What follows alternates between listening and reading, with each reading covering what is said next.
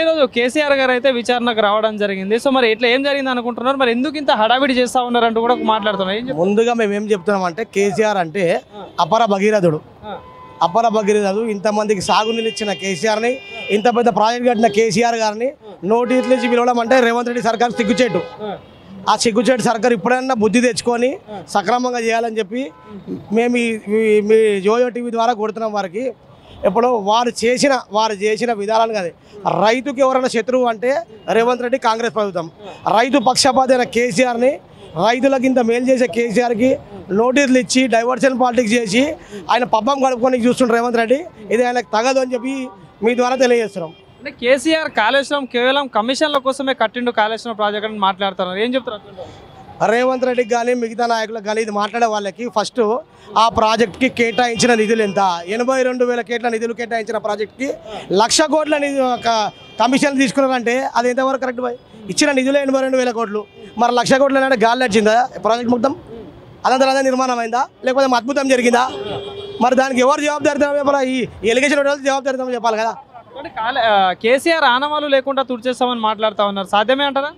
మనం ఉన్న చుట్టుపక్కలనే మీరు చూడొచ్చు. మన చుట్టుపక్కలనే అటు చూస్తే సెక్రటేరియట్, ఇటు చూస్తే అమరవీరుల స్తూపము, మన ఎదురుగా అంబేద్కర్ గారి విగ్రహము, ఇవన్నీ కేసీఆర్ ఆనవాళ్ళు. దాన్ని కేసీఆర్ తెలంగాణ అంటేనే కేసీఆర్ స్థాపకుడు. కేసీఆర్ తెలంగాణ స్థాపకుడు. తెలంగాణ చరిత్రలో కేసీఆర్. రేవంత్ రెడ్డి కాదు, ఇంకా ఎవరి తరం కాదు, వాళ్ళ బాబు తరం కూడా కాదు. అంటే గ్రామ స్థాయిలో అభివృద్ధి అంతా అంతే ఉంది, కానీ ఎక్కడ కూడా జరగలేదని మాట్లాడుతున్నారు. ఏ గ్రామానికి పోయినా, ఏ పల్లెకు పోయినా సాగునీటి ఇయ్యాలి. 50 సంవత్సరాలు కాంగ్రెస్ పాలన. ప్రతి ఇంటికి నల్లా ఇచ్చి ఇంత మంచి తాగునీటి ఇచ్చిన ఏకైక వ్యక్తి కేసీఆర్. ఆయన గురించి మాట్లాడేటప్పుడు కొంచెం ఆలోచించి ఏం జరిగిందో చూసి మాట్లాడాల్సిందిగా చెప్తున్నాను. అంటే కాళేశ్వరం కింద ఉన్న కొన్ని అంటే పొలాలకు కానీ దగ్గర 1 ఎకరా పొలానికి కూడా నీళ్లు పారియలేకపోయిండు కేసీఆర్ అని మాట్లాడుతున్నారు. 18 లక్షల ఎకరాలు పరోక్షంగా, ప్రత్యక్షంగా 36 లక్షల ఎకరాలు పరోక్షంగా ఈ ప్రాజెక్టు వల్ల సాగు చెందుతుంది. దానికి మీరు 1 ఎకరం కూడా పారలేదంటే మరి వచ్చే నీళ్లు కానీ ఇప్పుడు మీ అందరికీ తెలుసు, మీ మీడియా మిత్రులకు కూడా గతంలో ఎక్కడ కూడా మొత్తం బీడుపూరి మన తెలంగాణ. మనకు వ్యవసాయం మనకి ఆస్కారమే లేకుండే.